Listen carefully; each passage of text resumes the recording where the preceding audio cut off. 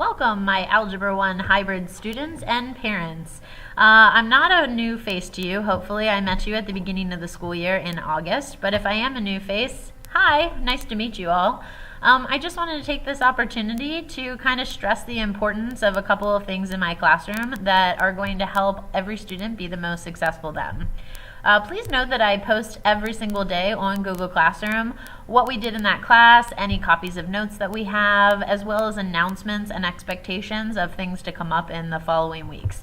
So I really believe it's your students' responsibility to be checking Google Classroom every single day. Occasionally there's announcements that we don't get time for, or maybe I missed in class, and that's my opportunity to be able to communicate with them very clear directions for everybody to be able to follow. So please make sure that is a priority on a daily basis. Google Classroom, that's where you'll find everything that you need to know.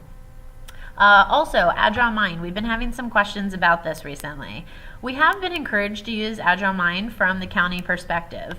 I have decided to switch things up in my class a little bit. We are still going to use Agile Mind, but students are going to have a week-long assignment instead, where independently in the time frame that works for them, they're going to have a week-long opportunity to go through Agile Mind lessons independently, as well as some practice problems. All of our quizzes and tests will also take place on Agile Mind, so it's important that they take those practice problems as seriously as they can. Also, please remember, it's most important to do the lesson and then the practice problems. That way you know what's going on. So that might be a question for a lot of you. Well, if the students are doing that on their own, what are they doing in class? Well, from my perspective, there is an unequal balance right now. Students need to be able to know procedural knowledge. Here is a math problem. Here's how you do it. Practice, practice, practice. This is the procedural way to do it. But there also needs to be a conceptual understanding, right? Here's a problem. How do I conceptualize what's going on and make sense of it in my own mind? Agile Mind is going to take care of the conceptual side of things and try and get students to think in that way because it's more of a discovery learning type of environment. When I'm teaching, I'm going to do a little bit more direct instruction where it might be more like how we grew up as students. Here's a problem, here's exactly how you do it, now try a whole bunch of them. That procedural knowledge and practice is going to come from those lessons as well. So know that your students are going to have homework most nights, and again, if you're not sure what those assignments are, they're posted on Google Classroom, so check that out to be sure. Some last minute things also I've been asking, or really people have been asking me, where can I get extra help? Know from my end, I am at school every single day by 7 a.m. So students are welcome to come early in the morning from 7 to 7:30. That gives us about a half an hour of solid one-on-one time to kind of correct any misunderstandings they might have or try and work them through the problem areas that they're set in. Also, after school availability, I have recently been posting on Agile Mind every week what my availability is. Every day I have a different schedule, so it's easiest for me if weekly I say, hey guys, I'm free these days until these times. And then the student can just email me and say, hey Ms. Kapadia, can I stay with you on Wednesday until 3 o'clock? And likely I'll say, yes, I'll see you there, thanks for asking.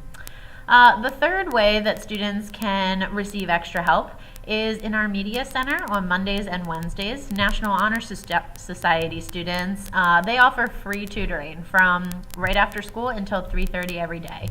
So whether it's Algebra 1 or maybe Spanish, English, science, whatever their problem area is, they need a little extra help in, I would highly encourage students to go check out that resource. They're phenomenal kids and they'll definitely help you. Since this isn't a brand new class, I'm not sending home a syllabus like some of their semester-long classes may be, but if you've lost your copy of the syllabus and you'd like to read over it a little bit, feel free to go to our school website, kihigh.org, and look under the teacher home pages. Most teachers are going to have their syllabus posted there, so you should be able to check that out, no problem.